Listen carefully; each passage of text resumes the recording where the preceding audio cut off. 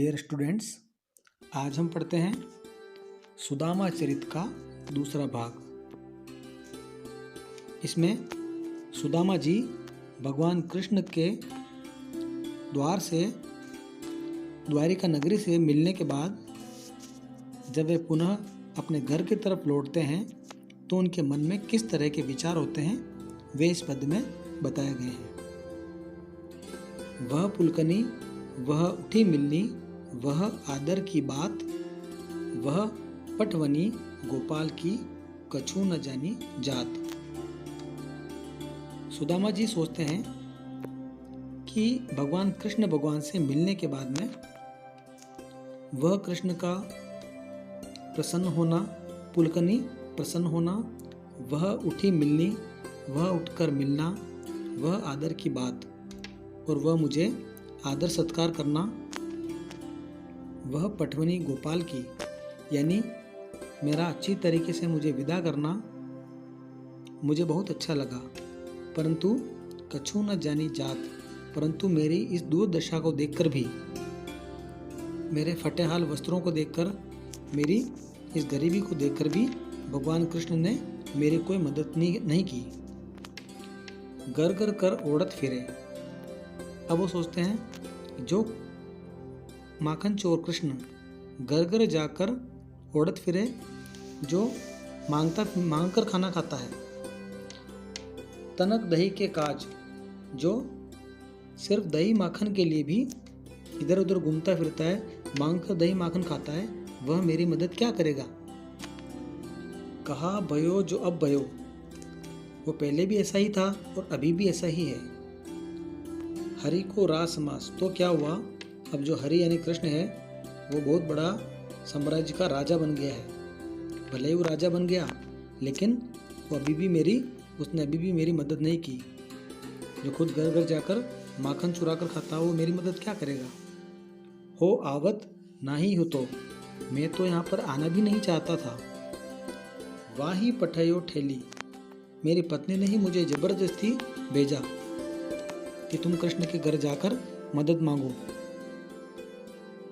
अब कहीं हो समुझाए के, अब मैं घर जाऊंगा और अपनी पत्नी से कहूंगा और पत्नी को समझा कर कहूंगा, बहुधन धरो सकेली, लो तुम्हारे कृष्ण ने बहुत सारा धन दे दिया है, लो संभाल लो। सकेली मतलब संभाल लो, यानी वो इस पंक्ति में अपनी पत्नी को ताना मारते हुए कहना चाहते हैं कृष्ण भगवान ने जबकि उनको कुछ नहीं दिया फिर भी वे मजाक करते हुए, ताना मारते हुए अपनी पत्नी से कहेंगे कि लो तुम्हारे कृष्ण ने बहुत सारी मदद कर दी, बहुत सारा धन दे दिया, इसे रख लो। अगली पंक्तियों में वैसो ही राज समाज बने, गजबाजी गने मम संभ्रह छायो।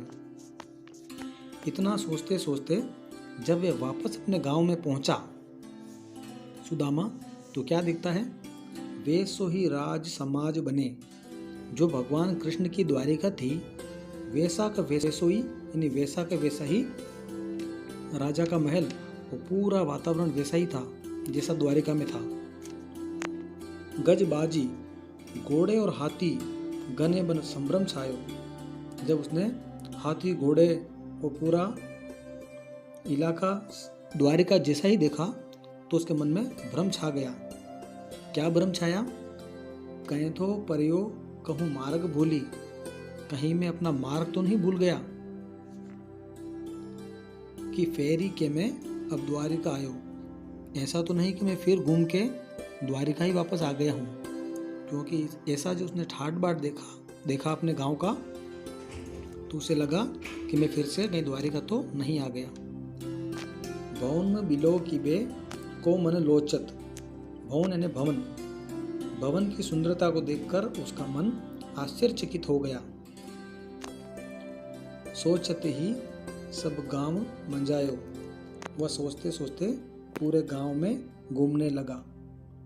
पूछत पांडे फिरे सब सो, वो गांव में सभी लोगों से पूछता फिरा। झोंपड़ी को कहूँ खोज न पायो, परंतु अपनी झोंपड़ी को कहीं भी खोज न पाया। वो सबसे पूछता रहा कि मेरी झोंपड़ी कहाँ पर है जहाँ मैं रहता था, परंतु वो अपनी झोंपड़ी को खोज नहीं पाया। अगली पंक्तियों में के वह टूटी सी छानी हती, कहाँ उसकी टूटी फूटी सी छोटी सी झोंपड़ी थी, कहाँ कंचन के अब धाम सुहावत, और कहाँ यह सोने की पूरा धाम जो बहुत सुंदर लग रहा है, सोने का पूरा महल बन गया था। उसे इसकी उम्मीद नहीं थी कि उसकी झोंपड़ी वहाँ नहीं होगी और बहुत बड़ा महल हो जाएगा, क्योंकि उसने तो यही सोचा था कि भगवान कृष्ण ने मेरी कोई मदद नहीं की है, और वह उदास होकर आ रहा था। लेकिन जब उसने देखा कि वहाँ तो पूरा इलाका ही बदल गया है, पूरे द्वारिका जैसी ही बन गई है, तो वो सोचता है कहाँ मेरी टूटी फूटी झोंपड़ी थी और कहाँ अब ये सोने का धाम बन गया है जो बहुत सुंदर लग रहा है।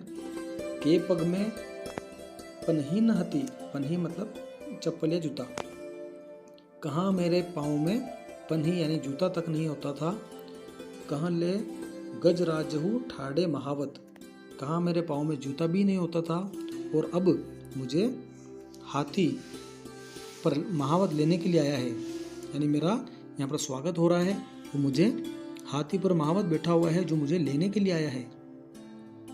भूमि कठोर पे रात कटे, जिस भूमि पर सोते हुए कठोर भूमि पर सोते सोते मेरी रात कट जाती थी, कहाँ कोमल सेज पे नींद ना आवत, और अब मुझे ऐसी कोमल सेज या कोमल मुझे बिस्तर दिया गया है जिसमें मुझे नींद भी नहीं आ रही है, क्योंकि उसकी आदत कठोर भूमि पर सोने की थी। के जुरतो नहीं कोंदो सवा, कहाँ मुझे अनाज के लिए हर दिन अनाज के लिए जुगत लगानी पड़ती थी और कुछ कुछ अनाज को जोड़ना पड़ता था, तब जाकर मेरा दिन का गुजारा होता था। और प्रभु के प्रताप में दाख न भावत, और आज प्रभु का भगवान कृष्ण का ऐसा प्रताप है कि मुझे दाख भी नहीं भा रही है, यानी मुझे अच्छे अच्छे पकवान भी नहीं भा रहे हैं, क्योंकि वह इन सब का आदि नहीं था। तो यहाँ हमारा सुदामा चरित का दूसरा भाग समाप्त होता है।